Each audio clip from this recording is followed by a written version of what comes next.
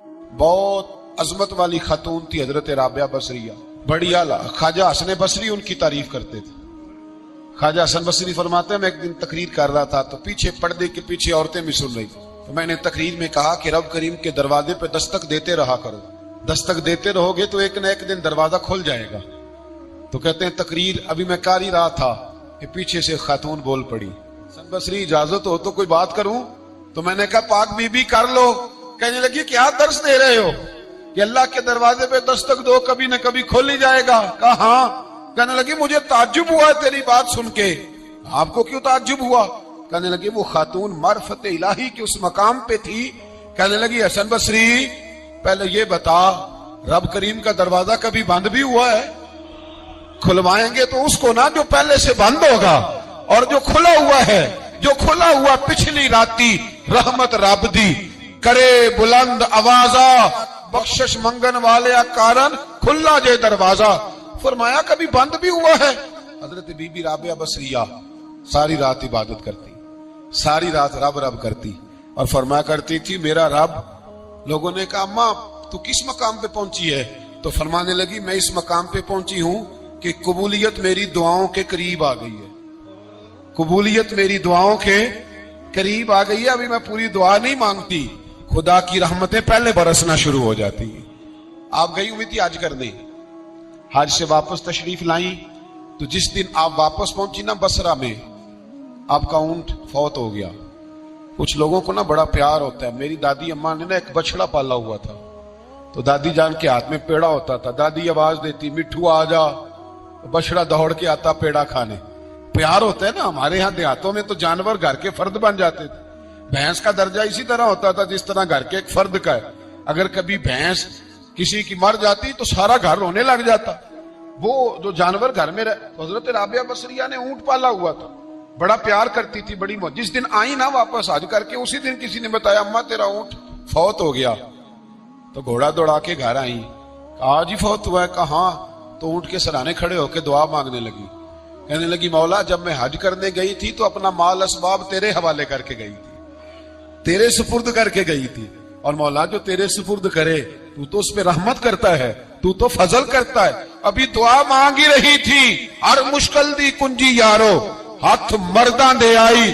ابھی دعا مانگی رہی تھی، ایک آدمی چلایا، کہنے لگا اماں جی لوگوں کو غلط فہمی ہو گئی ہے، اونٹ مرا تو نہیں، وہ تو زندہ ہے، وہ تو پیر ہی لا رہا ہے۔ ایسے ہی غلط فہمی ہو گئی، سویا ہوگا، بے ہوش ہوا ہوگا، زندہ ہے۔ جناب رابعہ بصریہ رحمت اللہ تعالی علیہ سجدے میں گر گئی، فرمانے لگی اونٹ زندہ تھا یا مردہ تھا، ایک بات سچی ہے کہ میرا رب بڑا کرم فرمانے والا ہے، میرا اللہ بڑا غفار ہے، میرا رب بڑا مہربان ہے، وہ بڑا ہی رحمت کرنے والا۔ ہمارا جب مزاج بن جاتا ہے مایوسی کا، پھر معاملہ ذرا ہمارے لیے گمبھیر ہو جاتا ہے۔ اگر ہم یہ ذہن بنائے نا کہ مشکل میرے اللہ کی طرف سے آئی ہے تو وہ مجھے آسانی بھی ضرور عطا کرے گا، تو پھر اللہ ضرور ہی آسانیاں عطا فرماتا ہے۔ اور جو مشکلات زندگی میں آتی ہیں نا، حضرت مولا علی شیر خدا رضی اللہ تعالیٰ عنہ کا بڑا خوبصورت فرمان ہے۔ حضرت علی فرماتے ہیں جب تجھے مشکل آتی ہے تو وہ تجھے رب کا پتہ بتانے آتی ہے، وہ تجھے اللہ کا پتہ بتاتی ہے۔ اس لیے کہ جب تو سارے اسباب کر لیتا ہے، جو ضرورت ہوتی ہے پوری کرتا ہے، تندرست ہو کے وہ کام کرتا ہے، پھر بھی کام نہیں ہوتا، تو اس کا مطلب ہے کرنے والا تو نہیں، کرنے والا کوئی اور ہے، جو کام کرنے والا کوئی اور ہے۔ تو عزیز بھائی یاد رکھیں، ہر مشکل کے ساتھ اللہ نے آسانی رکھی ہوتی ہے۔ اگر اللہ تبارک و تعالیٰ بیماری عطا کرے تو اس کے ساتھ اللہ پھر جو تندرستی دیتا ہے وہ بھی بڑی اعلیٰ ہی عطا فرماتا ہے۔ اگر اللہ کبھی غربت دے تو پھر اس کے بعد جو اللہ تعالیٰ آسانی دیتا ہے وہ بھی بڑی اعلیٰ ہی عطا فرماتا ہے۔ اگر کہیں سے آپ کو دکھ ملتے ہیں تو پھر جب سکھوں کا وقت آتا ہے تو پھر گنے نہیں جاتے۔ یاد رکھیں مشکلات کے پہلو میں آسانیاں ہوتی ہیں، اور جس آدمی کو مشکل آتی نہیں، میرے نبی کریم سید عالم صلی اللہ علیہ وسلم نے فرمایا مومن کو جو مشکل بھی آتی ہے اللہ اس کی برکت سے اس کے گناہوں کو معاف فرما دیتا ہے، اللہ اس کی برکت سے اس کے گناہوں کو معاف کرتا ہے۔ یہاں تک کہ حضور نے فرمایا میرے مومن کو کانٹا بھی چبھے تو اللہ تعالیٰ اس کی مشکل کو آسان فرما دیتا ہے۔ عقل مند لوگ عقل والے ہوتے ہیں، سیانے بندے وہ بات کرتے ہیں تو سیانی کر جاتے ہیں۔ اب قرآن مجید میں مختلف آیات ہیں تو مختلف لوگ مختلف آیات کو پڑھتے ہیں۔ کسی نے مولا علی شیر خدا سے پوچھا حضرت قرآن پاک کی سب سے اعلیٰ آیت کون سی ہے؟ سب سے قرآن مجید میں ہر لفظ ہی اعلیٰ ہے، ہر حرف ہی، ہر لفظ ہی. کیا بات ہے، ذالک الکتاب لا ریب فیہ، ہر بات اعلیٰ. لیکن حضرت علی سے پوچھا کہ آپ کے نزدیک کون سی آیت اعلیٰ ہے، تو ذرا غور کرنا.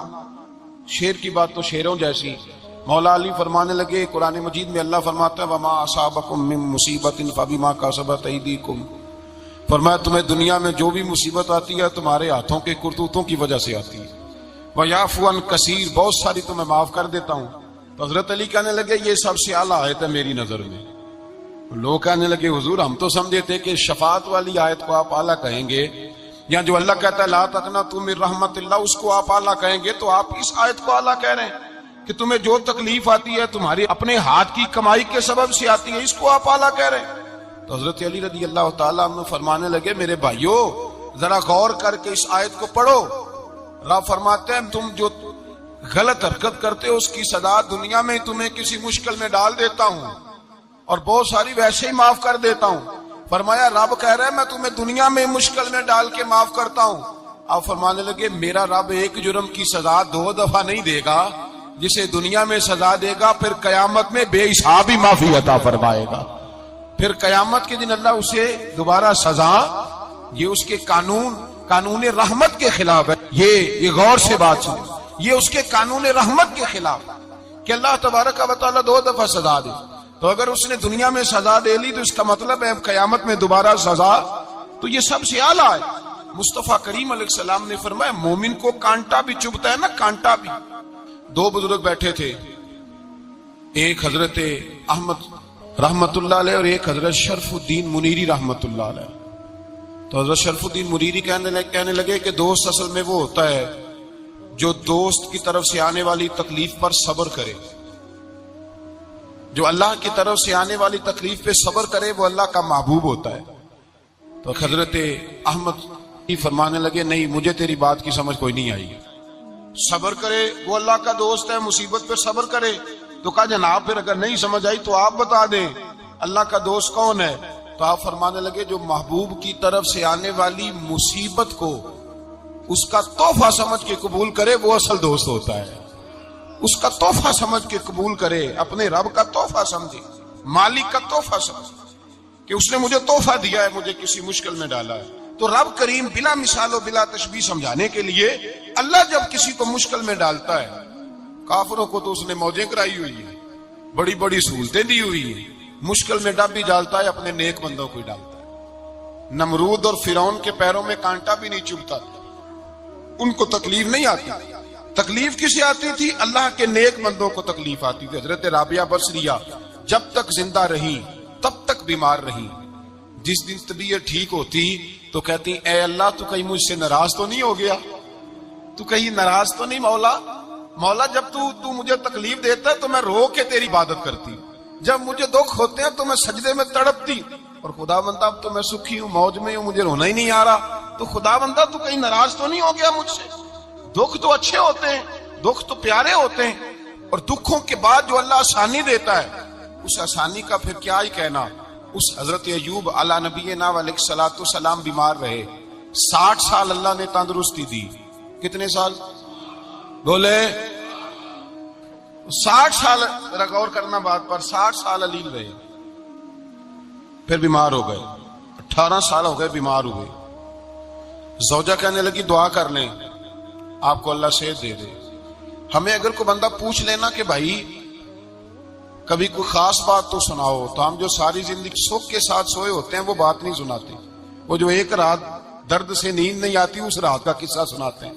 کہتے ہیں وہ میرے الٹے دانت میں درد تھا تو میں ساری رات سو نہیں سکا.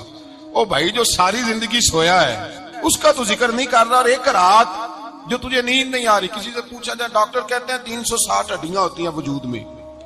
کسی سے پوچھا جائے نا تیرا کیا حال ہے تو 359 ہڈیوں کا ذکر نہیں کرتا، جس گھٹنے میں درد ہے اس کا ذکر کرتا ہے.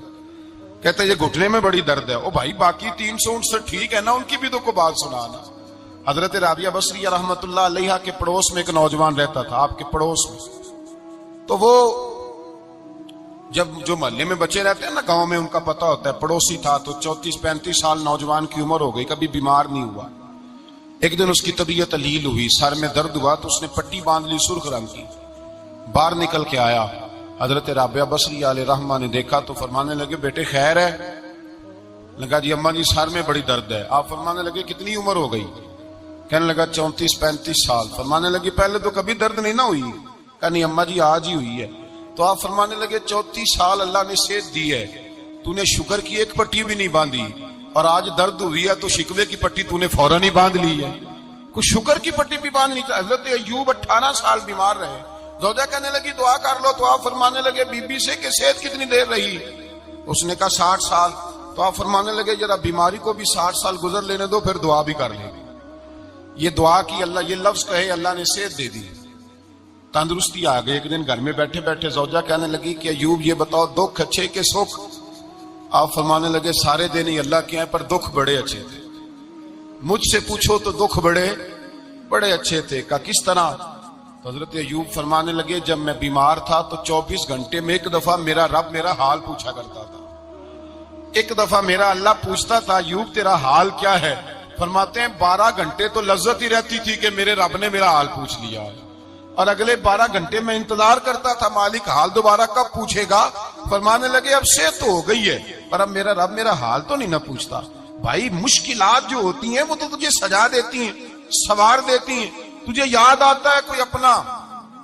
جب تجھے درد ہوتی ہے نا، تکلیف ہوتی ہے، پھر تیرا دل کرتا ہے کوئی کندھا ملے جہاں میں سر رکھ کے رہوں۔